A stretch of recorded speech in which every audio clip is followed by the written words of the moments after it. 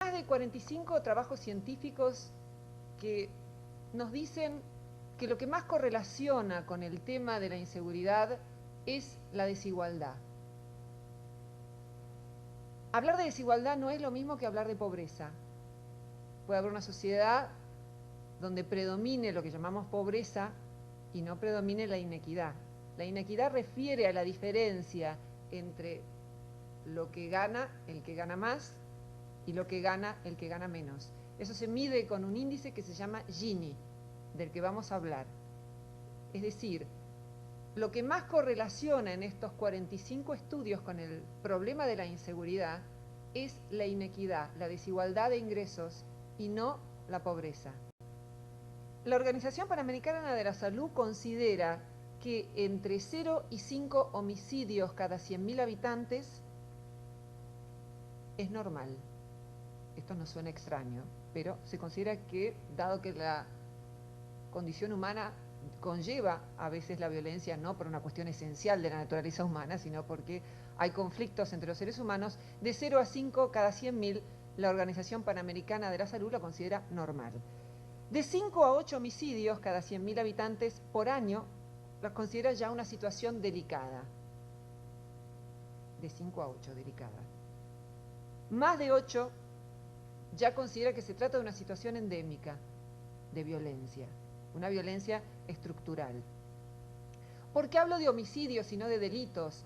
Porque se denuncian más los homicidios que los delitos en general, y entonces se considera que es una cifra más fidedigna que la de los hurtos y otro tipo de delitos. Por otro lado, hay que decir que estas son las cifras más confiables que poseemos, lo cual no implica decir que sean absolutamente confiables. En primer lugar, porque se considera que se denuncia el 30% de los delitos, así que la mayoría de los delitos no se denuncian. Por otro lado, hay insuficientes trabajos científicos en Latinoamérica donde el problema de la violencia se ha convertido en endémico. En Latinoamérica en general hay un promedio de 25 homicidios cada 100.000 habitantes. Latinoamérica, en términos generales, es una de las regiones más violentas del mundo y es una de las regiones con mayor inequidad del mundo, es decir, con mayor diferencia entre el que más gana y el que menos gana. Para tener algunas cifras de violencia, según datos de la Organización Panamericana de la Salud, México tiene un promedio de 10,9 homicidios cada 100.000 habitantes. Son cifras del año 2006. Esto a muchos puede parecerles poco. Estaba charlando con colegas y me decían que les parecía poco. Claro, variará esto según la región y pueden en tal caso consultar las fuentes que son las que en general cita la mayor parte de los estudiosos sobre el tema. Argentina, para que comparen, tiene un 6,8. En México, la Organización Panamericana de la Salud dice que en la década del 80 había 18,1 homicidios cada 100.000 habitantes. En la década del 90, un promedio de 19,6 homicidios cada 100.000 habitantes. Y en el 2006, esta cifra que acabo de darles. Para que tengan mínimamente algún marco de comparación, no pretendo abrumarlos con cifras durante toda esta charla. El Salvador tiene 43,4 homicidios cada 100.000 habitantes, Cuba 5,8, bastante bajo, homicidio cada 100.000 habitantes, Guatemala 24, Colombia 38, Venezuela 34, Uruguay 5,2, Chile 5,3. Esto para tener una idea. Suecia 2,5, España 3,47, los países escandinavos 2, algo, muy bajo. Hay algunas ideas erróneas que se han difundido alrededor del tema de la inseguridad. Me voy a extender en esta primera, que es la que, al menos en Argentina, no sé acá, aparece como la solución fundamental para este tema. Y lo cierto es que los estudios científicos indican que no es la solución conveniente para este tema, que es aplicar lo que se llama la mano dura, represión policial, para acabar con el tema de la inseguridad, es decir, afianzar los aparatos de seguridad para resolver el conflicto. ¿Son efectivos los modelos de prevención de la violencia basados en la mano dura? Vamos a tratar de responder a esta pregunta. La publicidad de este modelo surge sobre todo a partir de la intendencia de Rudolf Giuliani.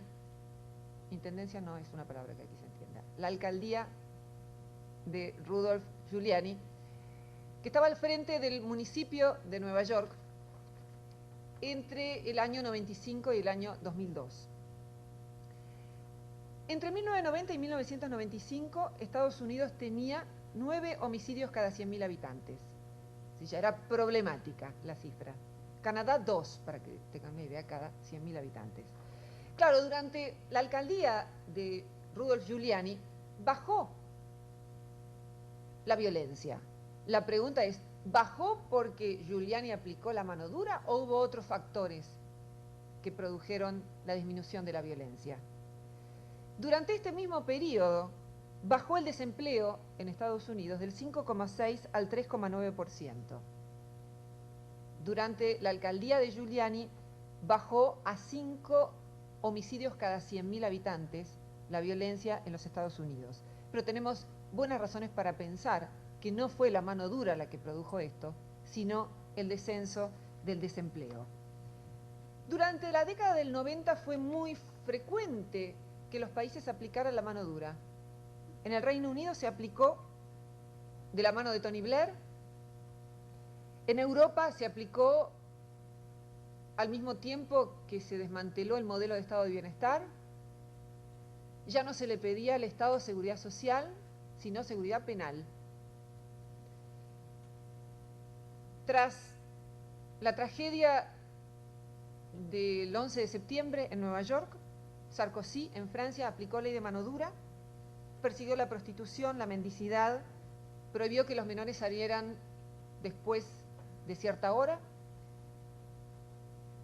La gestión de la pobreza también en la Francia de Sarkozy se convirtió en una cuestión penal, con lo que se produjo una suerte de criminalización de la pobreza, un fenómeno que debe ser analizado en el marco de lo social, empieza a ser analizado en el marco de lo penal. ¿Por qué digo esto?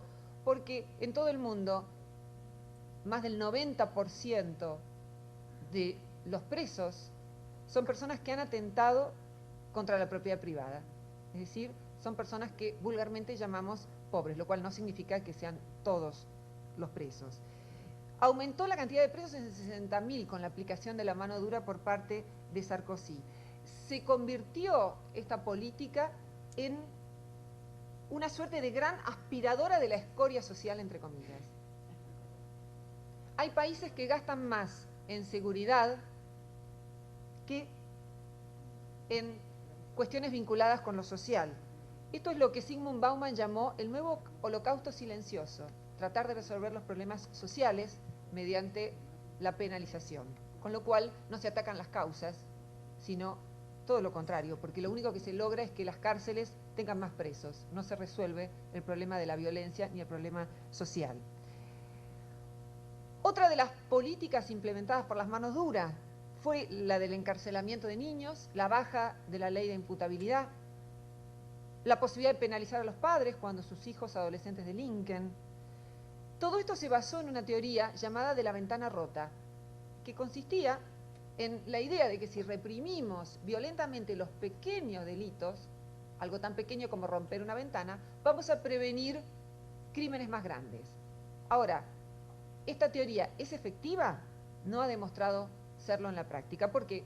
Porque la política de la mano dura se ha convertido en una guerra para los sin techo, para los mendigos, para las infracciones menores, para la ebriedad y el ruido, para pequeños delitos que pasan a engrosar las cárceles a partir del encarcelamiento de los sectores más desfavorecidos de la sociedad. Esto implicó la persecución de las minorías étnicas, la persecución de los negros, la idea de intolerancia selectiva, porque no fue mano dura para todos por igual, sino para cualquiera que resulte mínimamente sospechoso, y sabemos que las minorías étnicas son las primeras en resultar sospechosas en muchísimos países.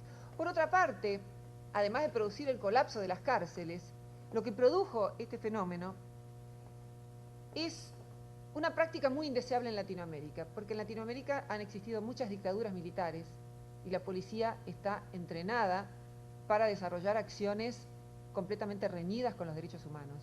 Entonces, esto fue ocasión para la tortura, para el deterioro de derechos humanos básicos, para la limpieza social, entre comillas, de niños en las calles de Río de Janeiro, en El Salvador. En el año 2004, en El Salvador, se empezó a perseguir mínimamente por tener un tatuaje. Ya un joven que tenía un tatuaje era blanco de la sospecha de delincuencia. Esto lo que produjo además es un deterioro de la relación entre el Estado y los sectores más vulnerables de la sociedad. En Honduras se bajó la ley de imputabilidad. Entre los 12 y los 18 años un joven podía ser encarcelado. No descendió la violencia. Sí aumentó la violencia para con niños, adolescentes. La mano dura simplifica el fenómeno, ve las consecuencias, no ve las causas de la violencia. Nicaragua aplicó un plan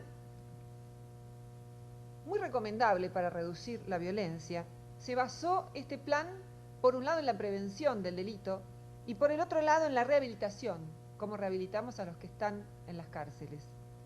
Bajó su índice de criminalidad a 8 homicidios cada 100.000 habitantes. Se consolidó la relación entre la policía y la comunidad, aparecieron más oportunidades de trabajo, en las cárceles se desarrollaron oficios y se desarrollaron distintas artes, hubo comités de prevención integrados por representantes del gobierno, de los medios, del sector privado, de los grupos de jóvenes, hubo más oportunidades educativas y de trabajo en general.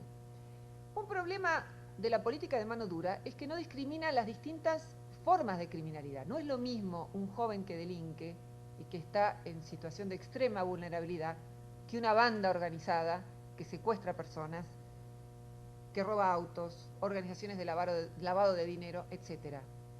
Algunos proponen que todo el peso de la ley recaiga sobre las grandes bandas y que políticas muy distintas sean aplicadas para los... La política de la mano dura es cuestionable en términos éticos, por las razones que acabamos de detallar, y en términos pragmáticos, porque no resuelve el problema de la violencia. Lo que sí produce es un enorme hacinamiento en las cárceles. Las cárceles de Occidente cada vez son más grandes, cada vez hay menos espacio para mayor cantidad de presos, y se corre el riesgo además de criminalizar la pobreza, de considerar que si una persona es pobre, muy probablemente será criminal. Además, se corre el riesgo de que una persona sea considerada criminal por simple portación de cara, lo cual supone, como es evidente, la persecución a minorías étnicas y raciales. ¿Quién se beneficia con la mano dura? Los políticos, en principio, porque en sus campañas electorales ponen la política de mano dura como una de sus principales metas a cumplir. Y esto es más fácil, proponer la mano dura, que proponer cambios estructurales en la sociedad. No más efectivo, más fácil. Finlandia es el país que tiene menor cantidad de policías por habitante y tiene un índice bajísimo de homicidios, 2,2 cada 100.000 habitantes. Y lo mismo ocurre en todos los países escandinavos de la región, número más, número menos. En Estados Unidos suben cada vez más los delitos. En Nueva York, el 16% de los jóvenes está fuera de toda posibilidad de conseguir trabajo y fuera de todo contexto educativo. El 40% de los negros en Nueva York están desempleados.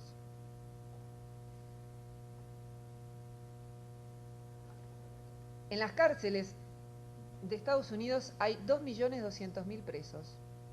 Es el país del mundo que tiene mayor cantidad de presos por cantidad de habitantes. Es como un país entero preso. En Estados Unidos hay 648 presos cada 100.000 habitantes. El país que le sigue está muy por detrás, es Portugal, con 145 presos cada 100.000 habitantes.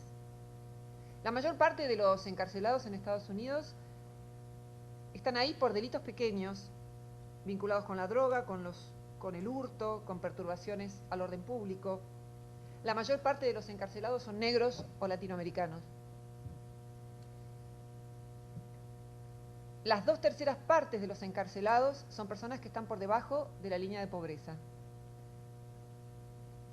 El New York Times, no un periódico de izquierda, el New York Times señaló que hay 16 millones de personas que merodean las cárceles en los Estados Unidos. Significa que o estuvieron presos, o están presos, o van a volver a estar presos en breve.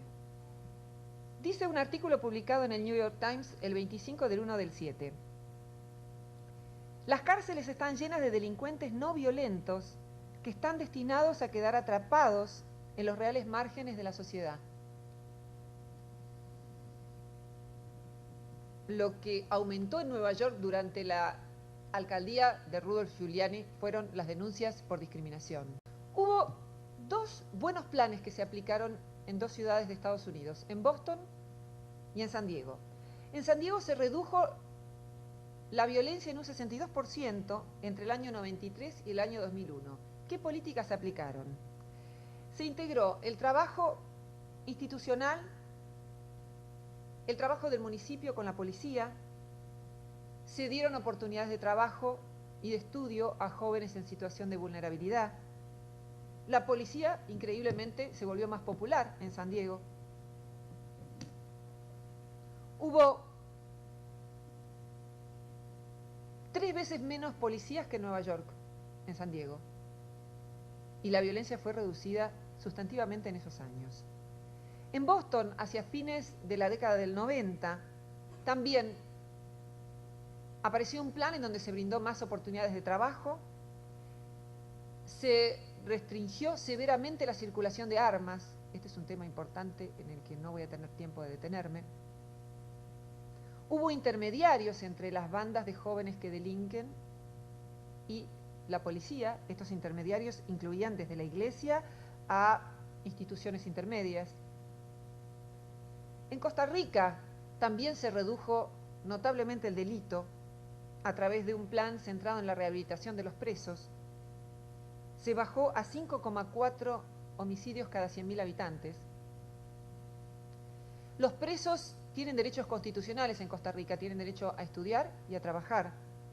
El 70% de ellos trabaja en actividades agrícolas, el 33% estudian, el 99% están ocupados. Esto significa que cuando salgan de la cárcel tienen más posibilidades de tener trabajo. No hubo un motín en Costa Rica de presos en 18 años. ¿Motín? ¿Se entiende?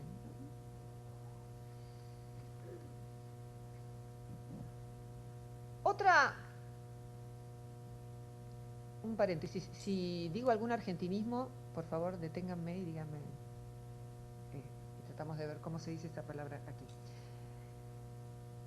Otra idea falsa es que las causas de la criminalidad son poco conocidas. No podemos decir eso porque ya hay más de 50 estudios en el mundo que correlacionan inequidad con inseguridad. Y lo que se hace al decir que las causas son desconocidas es desvincular este tema de lo social. En el año 2005, que son las últimas cifras que tengo de Latinoamérica en general, 1 de cada 4 latinoamericanos no trabajaba ni estudiaba. Estas cifras se repiten en el conjunto de Latinoamérica. En la provincia de Buenos Aires, en Argentina, hay 500.000 jóvenes que no estudian ni trabajan, y este es un dato para tener en cuenta en este tema. Podríamos preguntarnos si la verdadera violencia no es la exclusión social.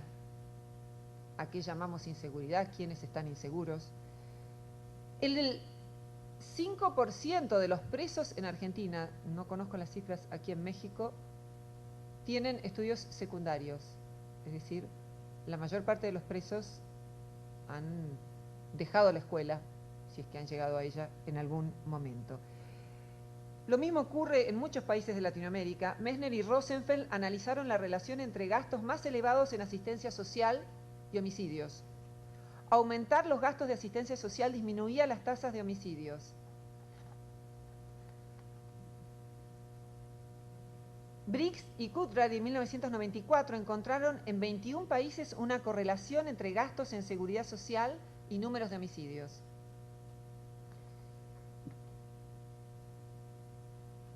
Otro tema que aparece a menudo asociado al de la inseguridad, que divulga ideas falsas acerca de este tema, es que esto solo produce resultados positivos a largo plazo y que hay que buscar medidas inmediatas. Es falso que producir otros cambios en la sociedad para disminuir la violencia sea algo que solo puede hacerse a un largo plazo. De hecho, ante una ola reciente de delitos criminales en Nueva Orleans, un ex fiscal, Malveaux, declaró: pueden poner un policía en cada esquina y no detendrán los asesinatos. En cuanto tengan una gran población que no está educada y que no tiene trabajo ni esperanza, ¿qué otra cosa pueden esperar que hagan sino vender drogas?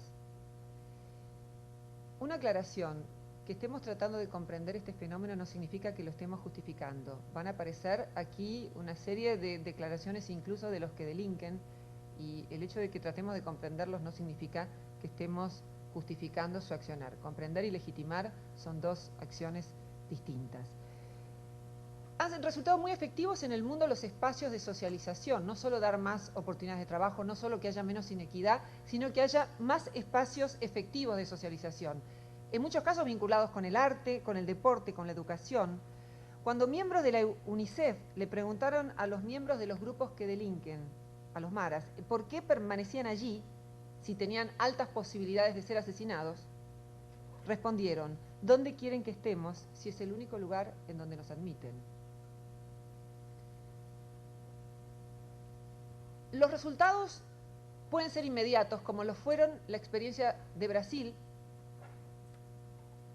Brasil tiene, sobre todo en la región de Bahía, en el norte, una renta básica universal que ha disminuido la violencia en los últimos años. O también a través de algunas políticas como la desarrollada en Venezuela por Volmer.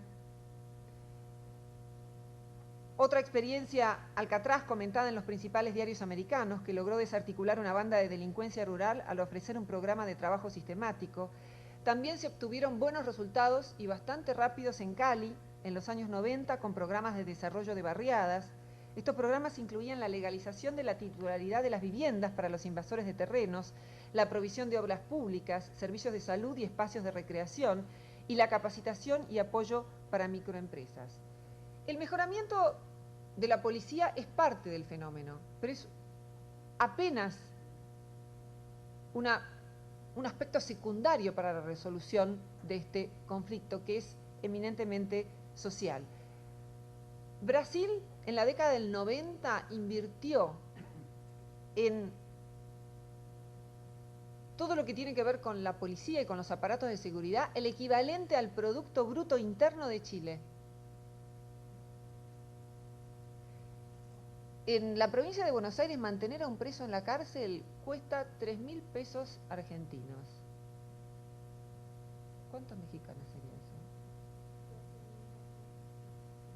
eso? 12.000 mexicanos mensuales. Con eso vive una persona de clase media en la Argentina, con lo que cuesta mantener un preso.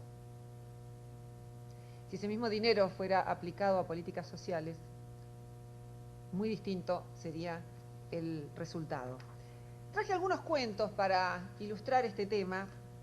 El primero ilustra cómo la política de mano dura puede exacerbar la xenofobia.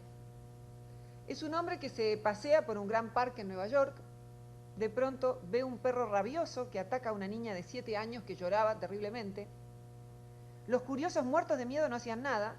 El hombre se lanza, agarra al perro de la garganta y lo mata. Un policía que vio lo ocurrido le dice: señor, usted es un héroe. Mañana todos podrán leer en la primera plana de los periódicos: un valiente neoyorquino salva la vida de una niña. El hombre responde: yo no soy de Nueva York. Entonces dirán: un valiente americano salva la vida de una niña. Pero yo no soy americano, soy árabe, dice el hombre. Al otro día, los diarios titulan: un terrorista árabe masacra de manera salvaje a un perro americano de pura raza a plena luz del día y delante de una niña de 7 años que llora aterrorizada. Otro libro entero dedicado a la inseguridad en la Argentina por el humorista Fontana Rosa tiene un cuadrito dibujado en donde un periodista le pone un micrófono a un transeúnte y le dice: ¿usted piensa que la población vive bajo el temor a robos y asaltos? Y el transeúnte levanta las manos como si el micrófono fuera un revólver. Otro de Fontana Rosa muestra un dibujo en el que hay un negocio que tiene un cartel que dice: reclamos lunes de 8 a 20 horas, devoluciones miércoles a la tarde, asaltos lunes de 10 a 14. Y el comerciante comenta: ya que no hay solución al problema de la inseguridad, al menos hemos tratado de organizarnos.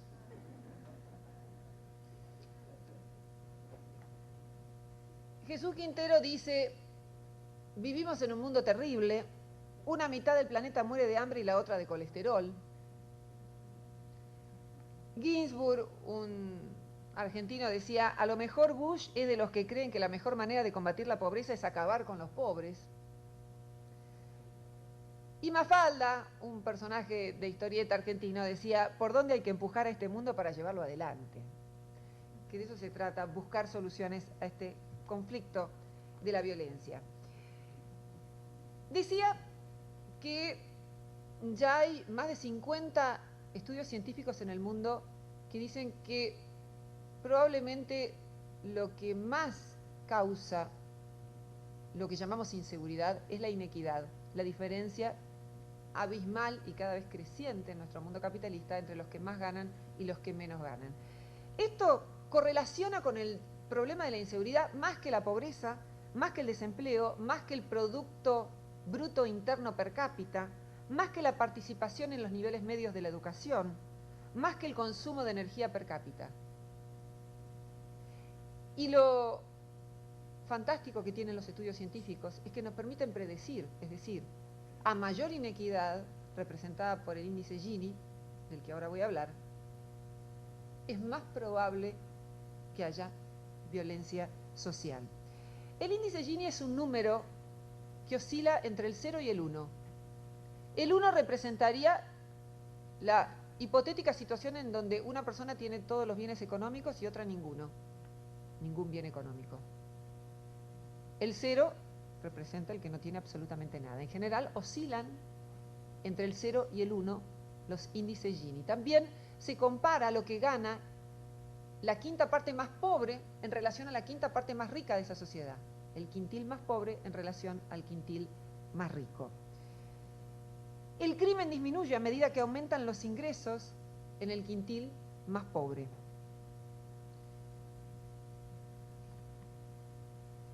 El índice Gini de México es de 0,49. Es el índice de inequidad, la diferencia entre el que más gana y el que menos gana. Para que tengan un parámetro para comparar, el de Suecia es de 2,5.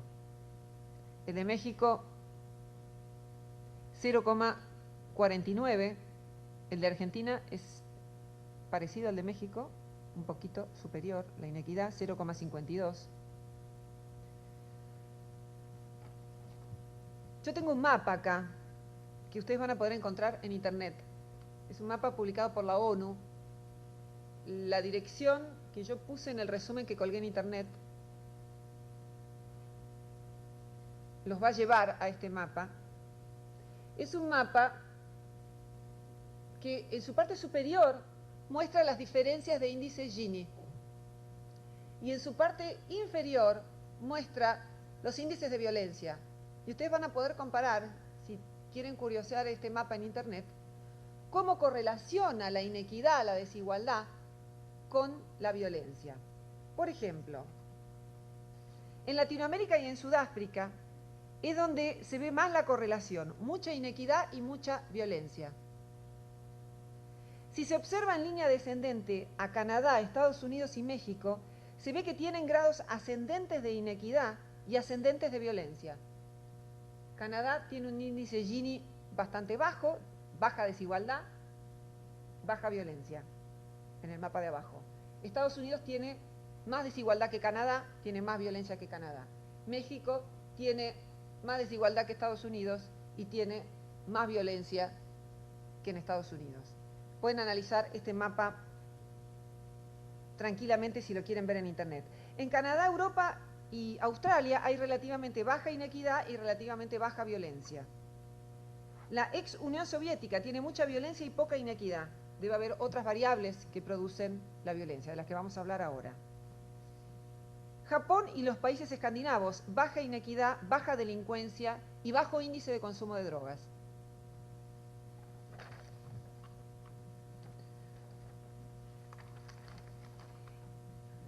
Fleischer fue el primer teórico que en la década del 60 encontró una correlación entre la suba de los ingresos y la baja de los crímenes. A partir de ese momento es que se empezó a tener más en cuenta los homicidios que los robos. Hay factores no económicos que influyen en el problema de la inseguridad. ¿Cuáles son? El factor religioso, aunque a muchos les parezca extraño, en los países de influencia cristiana los índices de violencia son mayores que en los países musulmanes. Estamos hablando de influencia puertas adentro. Y también ocurre lo mismo con los países hindúes. La densidad de población tiene que ver con el tema de la inequidad, en menor medida que tiene que ver, perdón, con el tema de la inseguridad, en menor medida que la inequidad. Las ciudades más pobladas son las ciudades donde hay más posibilidad de violencia, y esto se ve más en los robos que en los homicidios. Por eso, según tengo entendido y un poco pude confirmar con los colegas, Tepic tiene un índice, no sé si por eso, pero en tal caso Tepic, comparado con el resto de México, tiene un índice bajo de violencia. Me corregirán si me equivoco después. La facilidad del acceso a las armas también tiene que ver con el tema de la violencia. En países en donde es más difícil acceder a las armas, hay más dificultad, obviamente, para cometer homicidios. La edad tiene que ver también con el tema de la inseguridad. Es más probable que los delitos sean cometidos por quienes no tienen nada para perder, sobre todo en términos económicos, es decir, jóvenes entre 15 y 19 años. El género, la inmensa mayoría de los crímenes y de los delitos son cometidos por hombres en todo el mundo, no solo en Latinoamérica. La inseguridad está vinculada con la ruptura del lazo social, es decir, con la disminución del sentido de pertenencia que tienen las personas, el sentirse lejos de esta idea de bien común que supo reinar en nuestras sociedades en el pasado y que es un ideal de la teoría política. El razonamiento del que delinque podría llegar a ser: ¿por qué voy a respetar al que me está perjudicando o al que acumula una riqueza descomunal mientras mis posibilidades de progreso son casi nulas? La inseguridad es más probable en países democráticos, es más probable en los estados modernos, es más probable en sociedades que tienen el ideal de igualdad. ¿Por qué? ¿Cómo se explica esto? Que la violencia de la que estamos hablando hoy sea más probable en sociedades democráticas. Se explica porque estas sociedades postulan para sus miembros las mismas metas y muy pocos de ellos pueden conseguirlas. Hay sociedades con inequidad, como la India, que no postulan para todos sus miembros las mismas metas. Nadie aspira a conseguir todas las cosas que promueve la publicidad. Nadie dice que solo con el trabajo y el esfuerzo vamos a conseguir lo que nos proponemos, porque ya se sabe que según el grupo al que uno pertenezca, uno podrá aspirar a más o a menos. En sociedades sin sistema judicial, además, son mucho más frecuentes las venganzas familiares y personales. En el mundo entero no solo asesinan más los varones, sino que son más asesinados los varones, y mucho más los varones jóvenes. Es más frecuente que se cometa un crimen si el asesino y su víctima no se conocen. Un crimen vinculado con lo que estamos llamando inseguridad. En la década del 90, y más puntualmente entre 1992 y el año 2007, se triplicó el encarcelamiento en la Argentina, y esta tendencia en alza es común al conjunto de Latinoamérica. Para darles un dato de Argentina, en la década del 90 el delito creció un 139% en la República Argentina. No hay una relación determinista entre la desigualdad y la inseguridad. No es que alguien se queda sin trabajo y al día siguiente sale a robar. Es algo bastante más complejo, porque si dijéramos esto estaríamos diciendo todos los pobres son delincuentes, y esto es falso. Por un lado están los humanistas, que tratan de desvincular de la pobreza este problema para no estigmatizar a los pobres y para que no los persigan a través de racias, para que no repriman en las villas indiscriminadamente. Y por otro lado, desde el ángulo opuesto, está quienes creen que la causa de la inseguridad está en la perversidad moral de los delincuentes, entre comillas. Y justifican de esta manera el incremento del castigo. Yo hice esta charla en Buenos Aires y una de las personas que había se levantó indignada y dijo: delincuente se nace. Es esta idea. Y delincuente no se nace, tenemos mucha evidencia de que justamente la sociedad tiene mucho que ver en esto, aunque no explique en su conjunto el fenómeno. Decíamos recién que un factor importante que aumenta la inseguridad es vivir en sociedades democráticas que proponen metas comunes para todos sus integrantes. Esto significa que hay una frustración entre las metas que propone la sociedad y las posibilidades de realizarlas. Y esto se agrava muchísimo más si hay una pauperización de la sociedad. Es decir, si se alcanzó cierto nivel de bienestar, por pequeño que sea, y ese nivel descendió. Ahí la carencia es percibida con mucha mayor intensidad.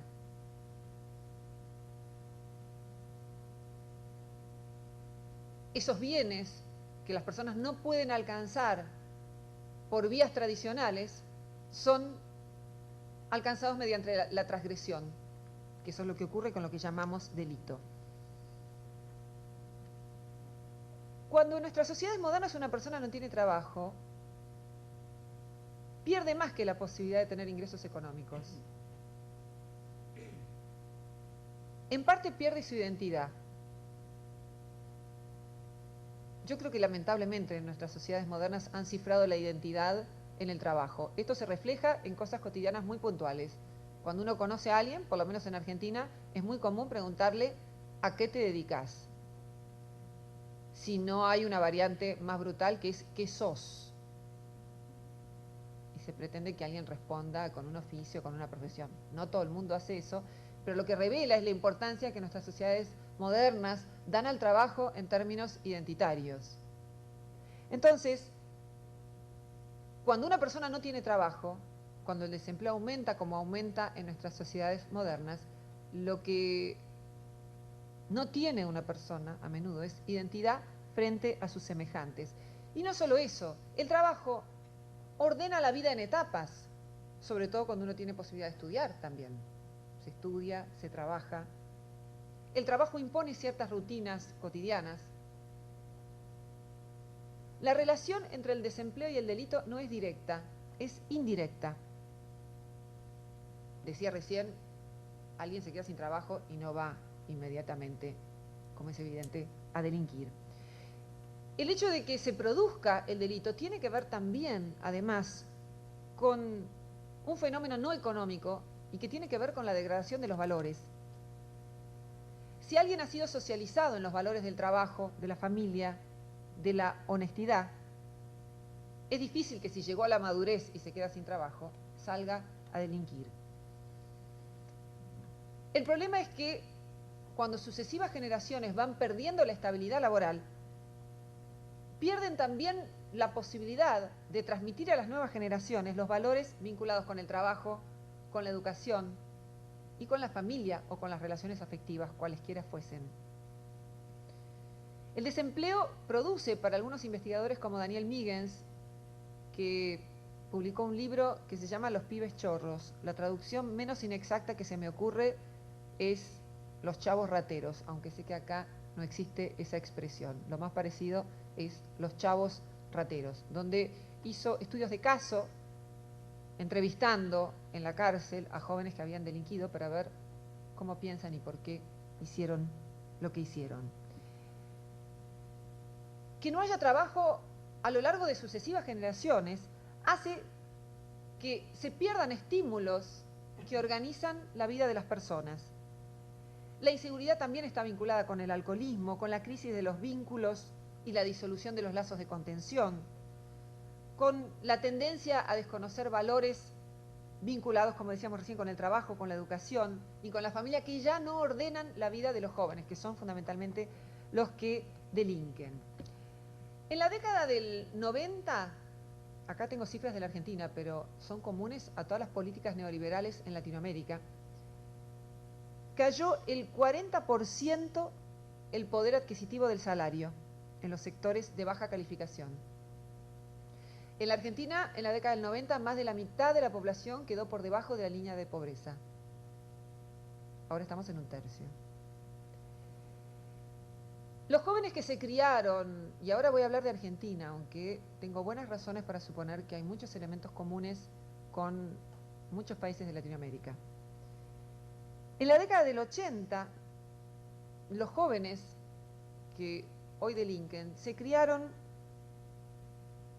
bajo la imposibilidad de seguir la historia de sus padres, la posibilidad de tener un trabajo con cierta estabilidad. El modelo de estabilidad laboral que había dado dignidad a sus abuelos durante generaciones desapareció. Una máxima que era casi un refrán en la Argentina, del trabajo a casa y de casa al trabajo, dejó de tener sentido. Por otro lado, también desapareció la figura del varón como principal proveedor económico del hogar. La emancipación femenina llegó mucho más a las clases medias en Argentina que a los sectores populares, donde todavía se conservaba el esquema según el cual el varón es el que aporta el dinero a la casa y la mujer es quien se ocupa de los niños y las tareas domésticas. Esto significó que durante las últimas décadas la mayor parte de los jóvenes que delinquen se criaran en hogares monoparentales. Madre y muchos hermanos, padre ausente.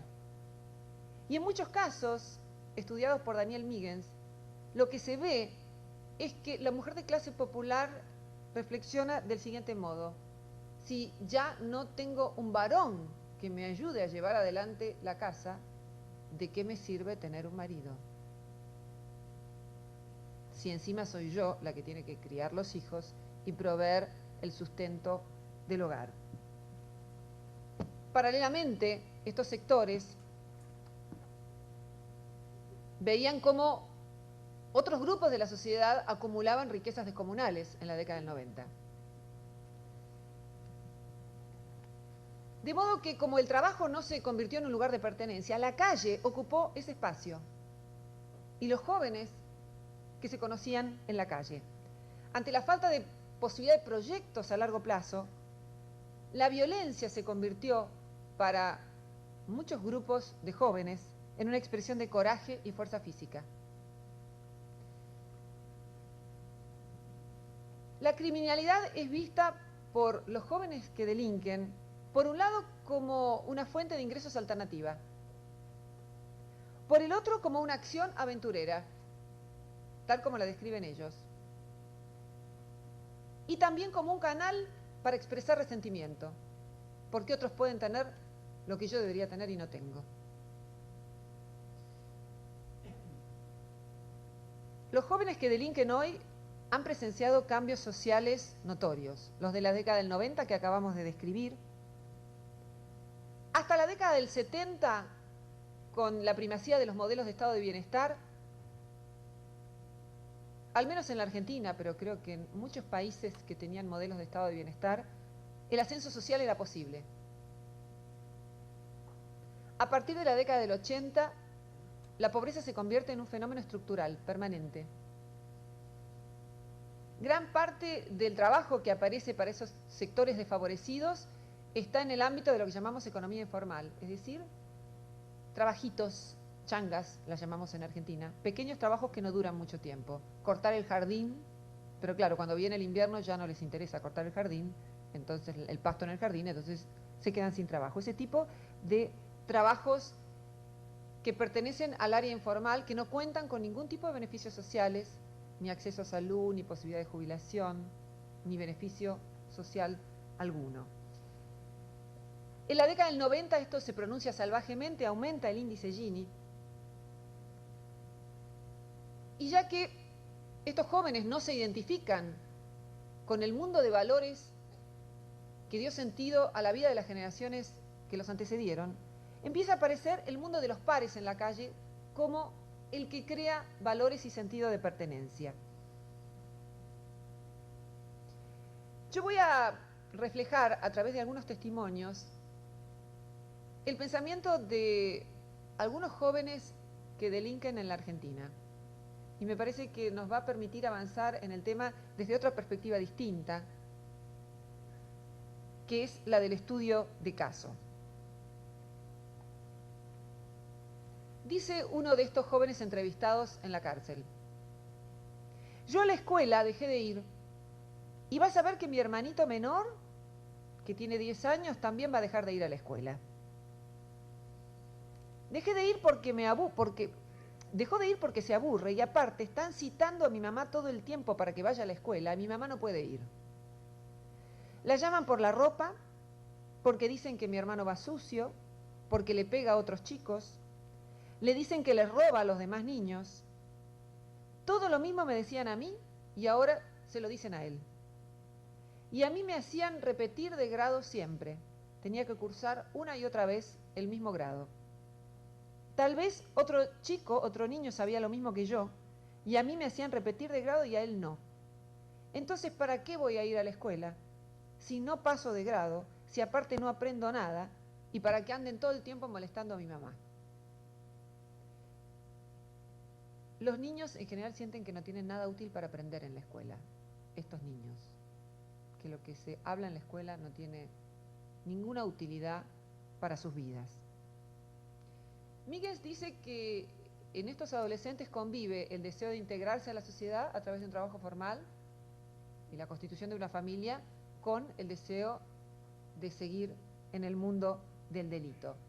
Uno de estos adolescentes cuenta que quiere retomar el secundario en grupo junto con sus amigos porque es mejor. Él dice que el robo para él es cosa del pasado y que los amigos que andaban con él están todos muertos o que están ocultos porque si la policía los encuentra los mata. También quiero cumplir con mi mamá, dice, que me pide siempre que deje todo esto, y bueno, por ahí me rescato. Esta no es una expresión común en la clase media, por ahí me rescato a mí mismo y busco un trabajo y estudio, también para que mi mamá esté más contenta y me haga un chico bueno como ella quiere. Unas pocas semanas después de esta entrevista, Carlos, el adolescente que dio este testimonio, se fugó del Instituto de Menores con un compañero y a los 2 días robaron juntos un comercio. Este tipo de contradicción, dice Míguez, se repite en muchísimos niños que abordamos en los encuentros. No es que estén mintiendo cuando dicen que quieren volver a tener una vida normal, entre comillas, sino que tienen valores, pero los aplican de acuerdo al contexto que se les presenta. Otro de estos adolescentes dice: hasta 5º o 6º grado fui a la escuela. Tenía mis amigos de la escuela como cualquier otro chico. Pero ahí me empecé a dar cuenta de que yo no era igual a ellos, porque por ahí los otros chicos me decían: no, a las 6 tengo que estar en casa porque me espera mi mamá. Claro, porque tenían que hacer la tarea para el colegio o algo así. La madre los esperaba. Y sí o sí tenían que ir a la casa. En cambio, yo no tenía que ir. O sea que en mi casa no había nadie o no se preocupaban. Mi mamá estaba sola para cuidarnos a todos. Yo sé que mi mamá me quería, pero no se preocupaba o no podía preocuparse. Entonces yo no iba a casa y me empecé a juntar con otros adolescentes, igual que yo, que no tenían a dónde ir y que se quedaban en la calle dando vueltas. Yo a los chicos sanos, a los que hacían nada, a los que no hacían nada, empecé a dejarlos de lado porque me parecían medio tontos, los que no robaban. Y bueno, ahí empezamos a probar droga, porque yo tenía un hermano que por ahí andaba medio metido en la droga, y después a conseguir plata para comprar. Empezamos a robar. Primero hacíamos maldades pequeñas. Íbamos a una cancha de fútbol del barrio y robábamos unos botines. La tensión a veces llega al punto en que las propias madres son los que denuncian a sus hijos en los juzgados o a la policía como un intento desesperado para restaurar su autoridad sobre ellos. Y estas estrategias tienen resultados variables. A veces los padres y madres logran restaurar su autoridad, pero en muchos otros casos dejan mucho más lejos a los jóvenes del núcleo familiar. De modo que, para resumir y terminar esta parte, el delito es mucho más frecuente en familias monoparentales, madre con hijos, padre ausente. También es frecuente la ausencia total de familia y menos frecuente es la participación de toda la familia en el delito. La mayoría de los entrevistados por Miggins tenían entre 2 y 7 amigos muertos en situaciones de delito. Y también muchos amigos muertos por drogas. Un ejemplo para ver cómo el resentimiento puede ser uno de los móviles para el delito. El resentimiento, que podríamos llamar en términos aristotélicos justa indignación por ver que otros poseen bienes que la sociedad me promete que yo puedo alcanzar y que en modo alguno puedo tener. Dice uno de estos jóvenes: estábamos solos con mis hermanitos y mi madre en la casa y era el cumpleaños de mi madre. No teníamos nada para festejar, ni un pastel ni nada. Yo le dije a mi madre: quédate tranquila que hoy vamos a festejar. Mi madre trabajaba y había trabajado toda su vida y ni siquiera podía festejar su cumpleaños. Entonces salí y esa misma noche mi madre tuvo cumpleaños, sí o sí, junto a todos los vecinos. Los jóvenes perciben que la situación que viven es injusta y que las formas básicas de consumo no están a su alcance. Y la violencia a menudo es producto de este resentimiento, de esta justa indignación. Por otra parte, la violencia en los sectores populares es mucho más frecuente que en los sectores medios de la sociedad. Las clases medias nos sorprendemos cuando hay un asesinato. Los asesinatos en los sectores populares, en los sectores más pobres de la sociedad, son muy frecuentes y en general asombran muy poco en las clases populares. Además, el fenómeno de la inseguridad no afecta solo a los sectores más favorecidos de la sociedad, sino que algo que no siempre se sabe es que los pobres son muchas veces los más afectados por los robos y por la violencia en general. La violencia de la que estamos hablando hoy, porque podemos decir que la pobreza es en sí misma una forma de violencia. Antes, las personas que robaban tenían ciertos códigos. En la propia colonia no. Se trataba de evitar la violencia excesiva y no tenía prestigio el ladrón que utilizaba una violencia excesiva en el robo. Hoy estos códigos se están perdiendo. Hay unos altísimos índices de conflictividad. Esto significa que una mirada extraña en el baile puede suscitar un episodio de violencia. Una patada que se le da en el fútbol a otra persona puede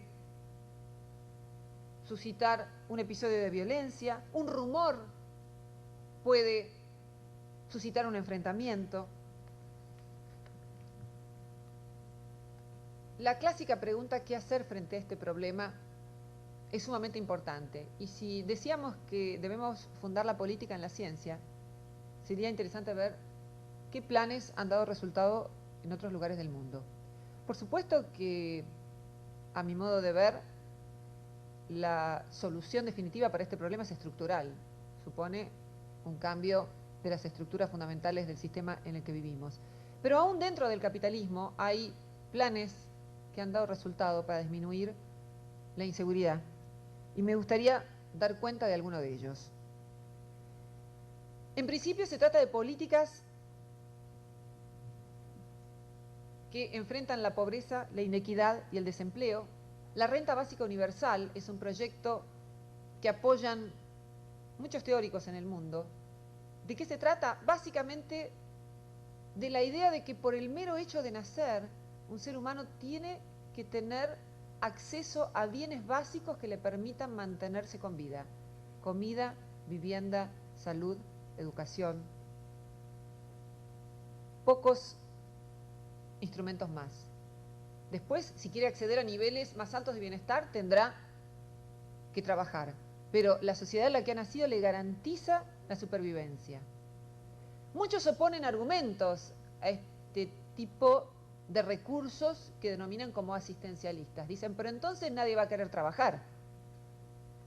Podríamos entonces preguntarnos por las verdaderas motivaciones por las cuales las personas trabajan. Las personas no solo trabajan para obtener dinero, trabajan porque a veces les gusta el trabajo, trabajan para ocupar su tiempo, trabajan, aunque parezca una perogrullada decirlo, porque otros lo hacen, trabajan porque el trabajo es un medio de socialización, de estar con otros, de tener vínculos sociales. Las sociedades en donde se ha aplicado la renta básica no son sociedades en donde la gente ha dejado de trabajar. Cuando las personas se sienten parte del bien común, incluso están dispuestas a trabajar gratis, cuando sienten que contribuyen a la sociedad en la que querrían vivir. Han dado resultado planes que plantean la posibilidad de integración social, que combinan la acción de la escuela con la de instituciones vecinales, la posibilidad de hacer un seguimiento, sobre todo frente a los grupos más vulnerables, en donde los jóvenes pueden llegar a dejar el sistema educativo, se ve por qué dejan el sistema educativo y se ve si se los puede ayudar a que no lo dejen. Secretarías del bienestar, secretarías municipales, planes sociales de asistencia material y en donde el municipio también puede ayudar a través de la contención afectiva vinculada con las instituciones intermedias. Crear clubes y asociaciones vecinales que eviten el tiempo muerto en la calle de los jóvenes. Políticas de gobierno provinciales y municipales. Esto se hizo en Chicago y está documentado por un montón de trabajos sociológicos. Otros planes que han dado resultado tienen que ver con la reintegración de los que han delinquido, es decir, con el trabajo que se puede hacer en las cárceles, capacitando a los presos para que cuando salgan tengan posibilidad de conseguir un trabajo. La política de la mayor parte de los países en Occidente hoy es aumentar las cárceles, no aumentar lo que se supone que deberían hacer las cárceles, o para eso fueron creadas y por eso han demostrado ser inefectivas, que es la posibilidad de reinserción social de quienes allí están. La disuasión y la represión forman parte de cualquier política que trata de resolver el problema, pero no es ni de lejos, como tratamos de demostrar aquí, un aspecto fundamental. Hemos dicho que Finlandia es el país con menos policías del mundo y es el país con menos violencia del mundo, de modo que el asunto no pasa por allí. Y el último aspecto que me gustaría abordar es el de la droga, que sé que es un tema que tiene gran actualidad en México, pero también en todos nuestros países latinoamericanos. En principio voy a mencionar alguna información que está presente en un trabajo que se hizo sobre la droga basado en evidencias empíricas que van a poder encontrar en las referencias en Internet. A nivel internacional, las políticas que se han aplicado en contra de la droga no han resultado efectivas. El número de usuarios se expande día a día. No hay evidencia de que los programas asociados en la reducción de la oferta y en la mayor acción policial logren disminuciones significativas del consumo de drogas. El vínculo entre el delito y la droga es complejo, no es un vínculo fácil de describir. En principio, el consumo de drogas está ligado a otros factores también e incluye el de las carencias económicas. De modo que no habría que exagerar la relación entre el delito y las drogas. Deberíamos decir que todas las sociedades han tenido drogas. Lo particular de la nuestra es que tiene drogas que muy rápidamente pueden matarnos, o lentamente. De modo que para muchos el problema no es la droga en sí misma, sino qué ocurre con la forma en que se consumen drogas en nuestras culturas y con la forma en que los estados tratan de aplicar políticas vinculadas con la drogadicción. En principio, la solución para el problema de las drogas, para muchos estudiosos de este tema, incluye políticas sociales y económicas más amplias. La persecución de los traficantes ha resultado inefectiva. ¿Por qué? Porque, como todos saben, el negocio de la droga da mucho dinero. Perseguir a unos traficantes lo único que hace es que unos traficantes cedan el negocio a otros, porque hay mucha gente tratando de implicarse en ese negocio porque es muy lucrativo, aumenta artificialmente el precio de la droga y el consumo no disminuye. La actividad criminal preexiste al consumo de drogas y muchos se preguntan si no es al revés, si no es que la delincuencia causa el consumo de drogas en lugar de producirse el proceso contrario, la droga causar la delincuencia. ¿Por qué? ¿Cómo fundamentan esto? Y básicamente porque cuando el delincuente roba, tiene más dinero para comprar drogas. Es una pregunta que se formulan algunos investigadores. No será al revés. Además, muchos de los estudios sobre drogas se realizan en las cárceles, que es un lugar donde se consume droga. De modo que muchos se preguntan si las cifras que poseemos son o no fidedignas. La droga y los delitos no están unidos causalmente. La desigualdad explicaría el delito y en parte el consumo de drogas, pero no se explica por completo el consumo de drogas en base a la desigualdad. En realidad, el consumo de drogas ha sido calificado por muchos como una aflicción de la desigualdad, como una aflicción más de la desigualdad. El alcohol en realidad está mucho más relacionado con el delito y sin embargo es legal. Escocia tiene una altísima tasa de consumo de drogas y un rango medio de delitos.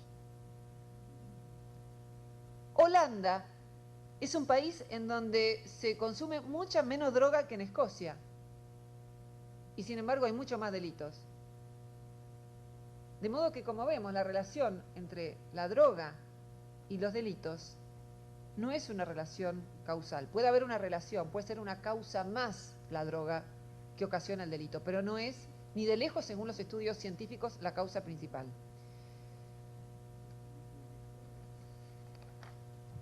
Los gobiernos deberían revisar el supuesto de que una dura acción represiva con las drogas es la mejor forma de reducir la delincuencia relacionada con drogas.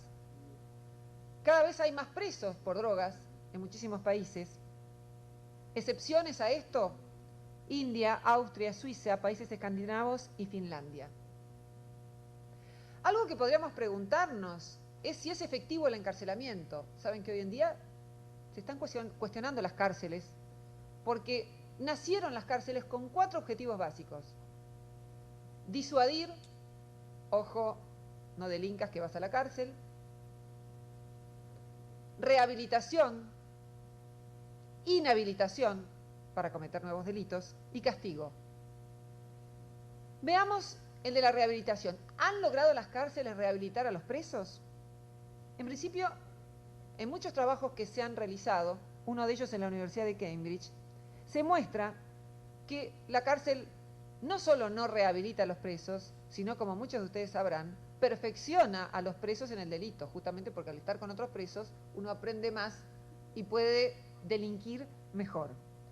Es decir, lo que mostraron estos estudios es que cuanto más tiempo estaba presa una persona, más probabilidades había de que volviera a delinquir. Por otro lado, la cárcel tiene un efecto negativo en las familias. ¿Por qué? Porque las deja sin padre y esto favorece, como hemos visto, el nacimiento de nuevos delincuentes o los llamados delincuentes. Por otro lado, inhabilita para el empleo, porque el que estuvo en una cárcel queda estigmatizado y no le resulta fácil volver a conseguir un empleo. Por eso, entre las políticas efectivas están aquellas que tratan de ver qué pasa con el preso cuando sale de la cárcel, tratar de establecer un puente para que puedan volver a conseguir un trabajo estable. Por otra parte, las cárceles derivan dinero de salud y educación al ámbito penitenciario. ¿Qué significa esto? ¿Que nadie debería estar en la cárcel? No, lo que significa es que la cárcel para muchos debería ser reservada exclusivamente para las personas que verdaderamente pueden atentar contra la seguridad pública, como sería un asesino serial, como sería, no sé, un psicópata, o casos de crímenes de lesa humanidad, y no pretendo agotarlos todos, pero lo que vemos es que la mayor parte de las cárceles en nuestras sociedades están habitadas por personas que han atentado contra la propiedad privada. Para decirlo sencillo, están habitadas por pobres.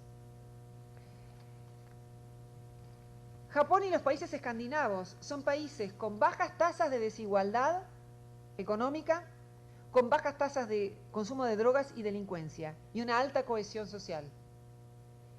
El desarrollo social es la mejor política para prevención de las drogas. Es lo que se hizo en Canadá, en Francia, en Australia y en Finlandia.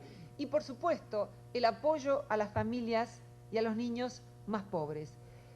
En algunos lugares se han propuesto tratamientos en contra de las drogas como alternativa a la cárcel. Y en muchos de estos lugares han resultado efectivos los tratamientos. En Brooklyn, por ejemplo, en 1990,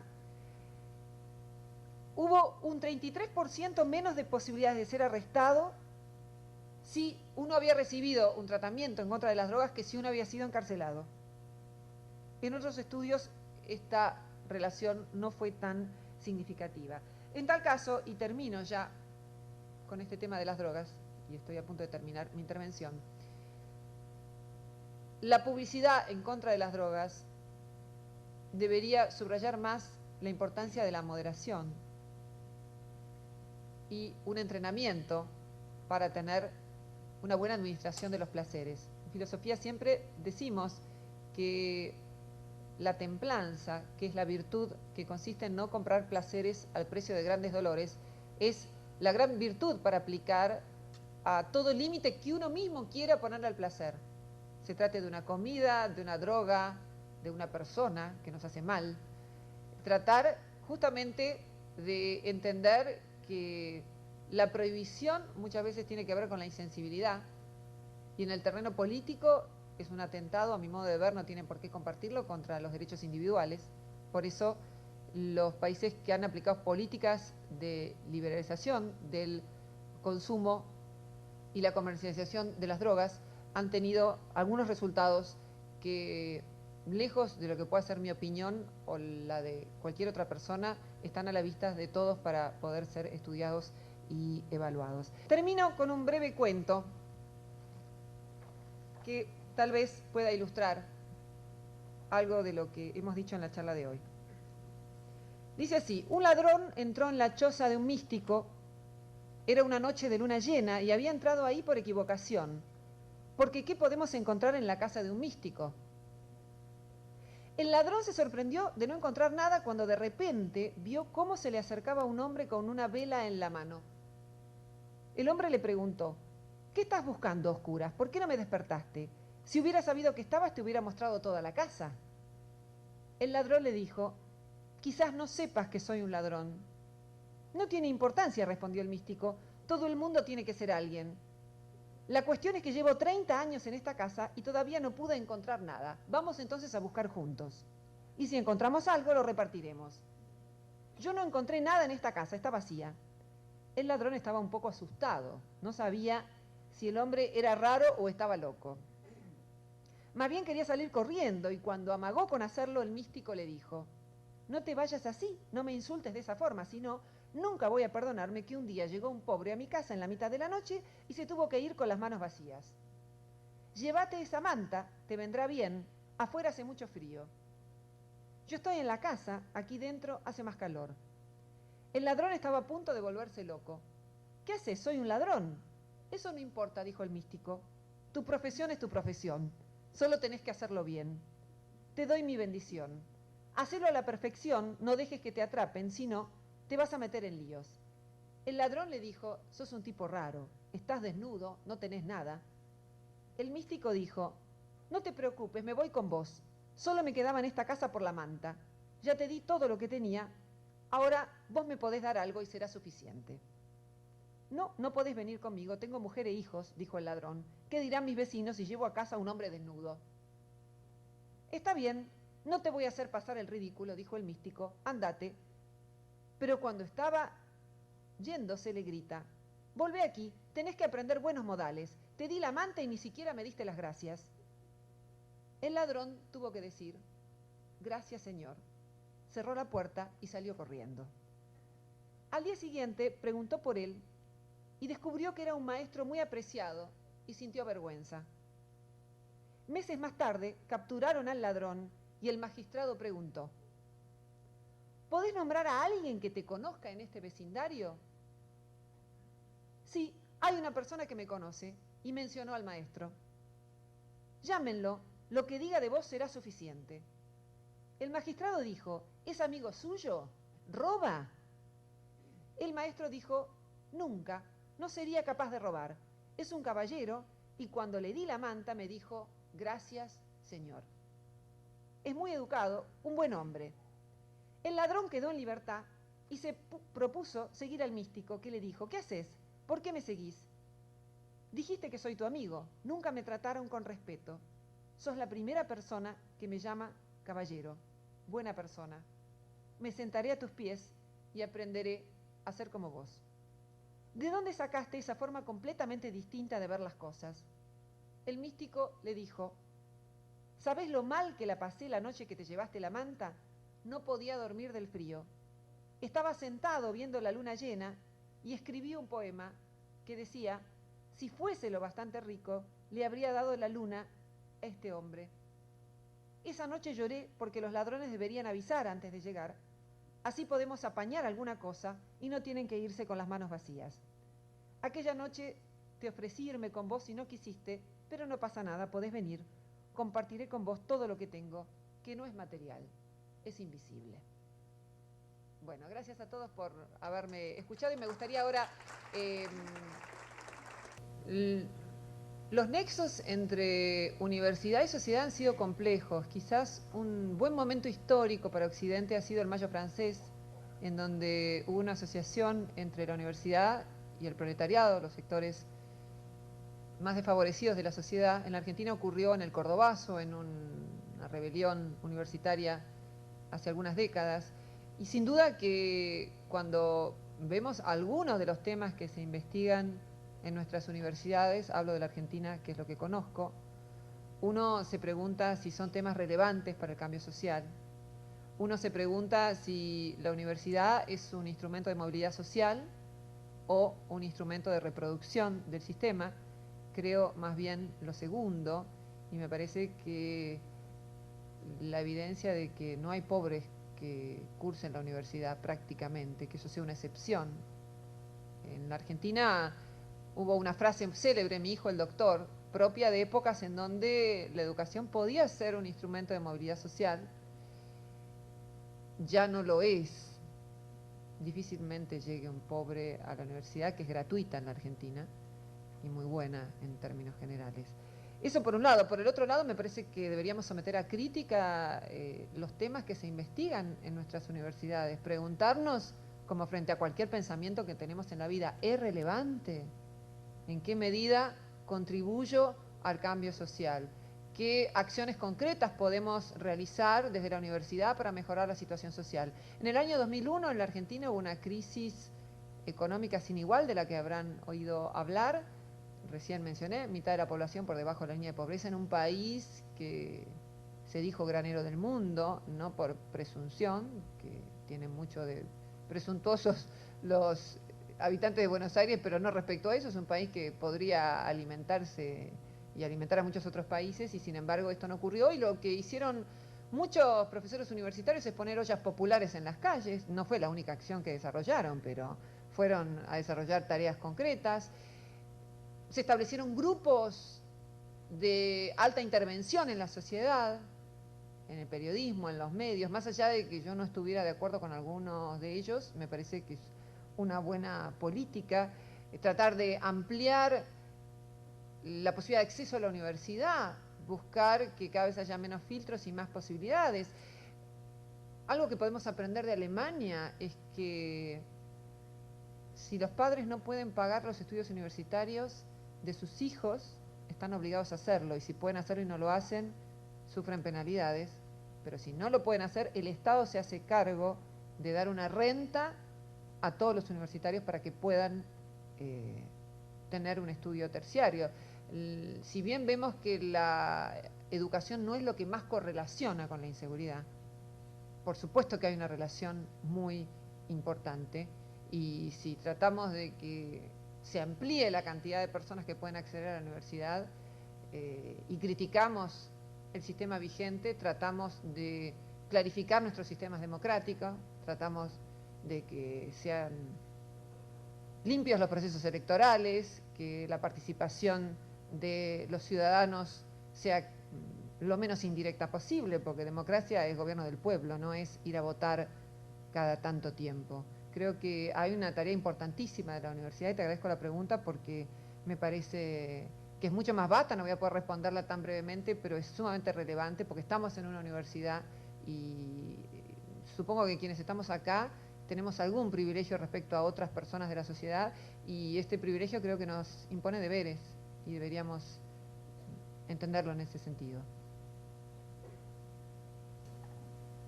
Todos somos responsables. Hay gente que dice, a mí no me interesa la política, y sería bueno responderles lo que decía Platón a los que afirmaban, a mí no me interesa la política, pues entonces tendrás que soportar la política de los demás. El castigo para el que dice, a mí no me interesa la política, es tener que soportar políticas con las que no necesariamente está de acuerdo.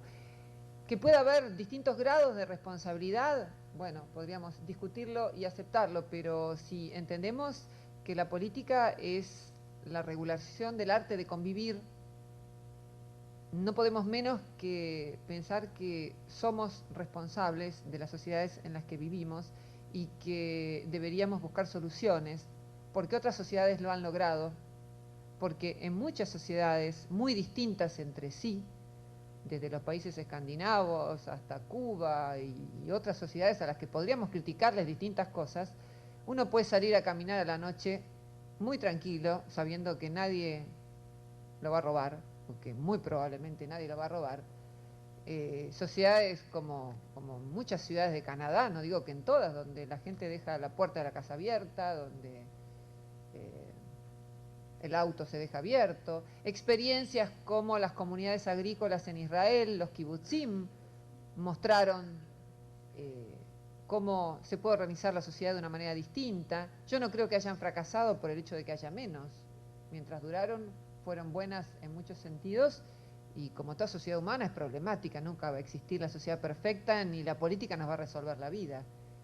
Una anécdota que me contaron de estas comunidades agrícolas: una turista fue con una de las mujeres a la tienda y ella sacó, la que vivía ahí, un vestido para ella, y le dijo, ¿por qué no sacás más? Que hay un montón de vestidos lindos. Dijo, ¿para qué? Si yo necesito uno solo y si puedo venir a buscar cualquier otro vestido cuando quiera. Esa voracidad, esa capacidad ilimitada de acumulación que promueve el capitalismo, el individualismo, en sociedades basadas en el bien común y en una idea colectiva y no individualista, en donde también deberían respetarse los derechos del individuo, lo cual no es equivalente a decir que vamos a promover el individualismo, son posibles. De modo que, a mi modo de ver, sería bueno inspirarnos en las cosas que funcionan en otras sociedades, pequeñas cosas de la cotidianidad, como la que vos señalaste, el respeto de la mujer.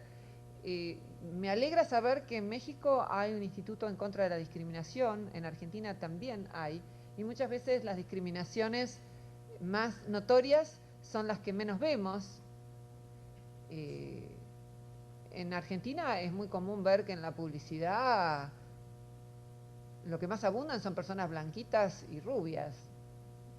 pese a que la composición étnica, no de Buenos Aires, donde predominan las personas blanquitas y no sé si rubias, pero digamos de descendencia europea, no es así en el resto del país, ¿no? Y me preguntaba si en otros países es así, ¿no? Yo veía las publicidades también en el DF y realmente uno veía una cosa en un lugar y otra cosa en otro, y en esas pequeñas cosas de la cotidianidad uno se pregunta si no hay una discriminación encubierta, como uno puede considerar violencia la publicidad femenina. En Argentina, no sé cómo es acá, toda publicidad de jabón para lavar, siempre es una mujer lavando la ropa y el hombre la acaricia de atrás, a lo sumo.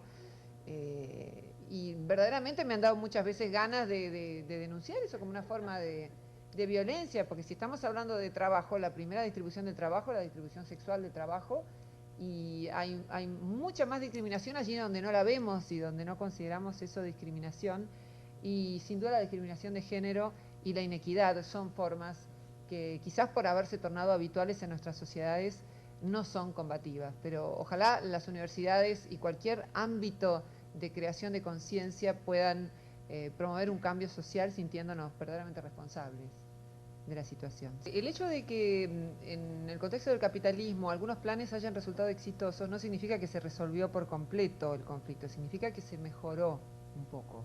Habría que ver si en el contexto del capitalismo, al menos del capitalismo clásico, es posible resolver este problema. Yo creo que no. Por lo menos es mi idea, y no solo es mi idea, sino que hay bastante evidencia científica de que esto no puede ser. Ahora, cuando el capitalismo empieza a tener planes sociales, en donde una parte importante del presupuesto se utiliza en políticas sociales, ya nos estamos alejando bastante del modelo tradicional del capitalismo para tener un modelo mixto como es el de los países escandinavos. Y en Argentina ocurre lo mismo, viene otro gobernante, cambia las políticas y por supuesto si los cambios no son estructurales es muy difícil establecer unas políticas duraderas. Yo creo que el problema no son las estadísticas en sí, sino los procedimientos que se utilizan para las estadísticas, y en ese sentido la ciencia es un ámbito democrático donde cualquiera que quiera cuestionar las estadísticas tendrá a su disposición los medios que se utilizaron como para criticarlas y hacer mejores estadísticas, de modo que lo que yo sí criticaría en la línea de lo que señalás es los instrumentos que se aplican para realizar algunas estadísticas, los intereses políticos que hacen que se conozcan ciertas estadísticas y no otras. En Argentina hay un instituto de estadísticas completamente corrupto que da en este momento unos índices de inflación en los que nadie cree. Si este fuera un público argentino y yo dijera el índice de inflación según este instituto, echarían todos a reír. O sea, carece ya de la más mínima respetabilidad este instituto. El problema no son las estadísticas, sino esto otro que estaba señalando. Respecto al tema de la impunidad, es un tema complejo. Por un lado está lo que ya mencioné, la pregunta: ¿las cárceles son efectivas para resolver el problema del delito? Mantener en la cárcel a un joven que robó a mano armada en un negocio, ¿es la solución para que no vuelva a hacerlo? Este es un aspecto del tema. Otro aspecto del tema, más complejo y en el que no va a haber tiempo para detenerse hoy, es si el de los cambios que están teniendo lugar en el sistema judicial, muy influidos por el filósofo Michel Foucault, que, como algunos sabrán, cuestiona radicalmente a las cárceles, pero que en lugar de establecer políticas de rehabilitación del que va a la cárcel, como para que no vuelva a hacerlo, simplemente lo dejan salir enseguida sin preocuparse de establecer nexos entre esa persona y una vida alejada del delito. Entonces, eso sí es un problema. No sé si a eso te referís cuando hablas de impunidad. Ahí me parece que la solución es aceitar los mecanismos de rehabilitación en los institutos de menores o donde quiera que fuese. También se podría implementar planes para garantizar un trabajo a las personas que salen de la cárcel. Me resulta más difícil pensar que el sector privado pueda verse tentado de esto, aunque si la tentación tiene que ver con disminución de gravámenes o ese tipo de medidas, tal vez también podría lograrse. Pero sin duda ese es un aspecto fundamental para resolver el problema, garantizar a una persona que sale de la cárcel otro medio de vida. No creo que haya una sola medida que podamos tomar y que resuelva el conflicto, pero sin duda podemos tratar de crear nuevas estrategias y ver qué estrategias ya han funcionado en otros países. Hay países a los que podemos criticarles muchas cosas, pero que justamente por la menor inequidad que tienen han disminuido muy sustantivamente el tema de la violencia, de modo que sin duda que la creatividad para garantizar un trabajo a los que salieron de la cárcel será importantísima. Hay dos razones para impugnar la respuesta a la violencia con más violencia. Una es ética, que no queremos aumentar la violencia que hay en el mundo, que ya es mucha. Y la segunda es pragmática, es decir, no se resuelve el tema de la violencia con más violencia. Cuando se responde a la violencia con más violencia, lo que se obtiene es más violencia. Por eso Gandhi decía, ojo por ojo, diente por diente, y terminaremos todos ciegos.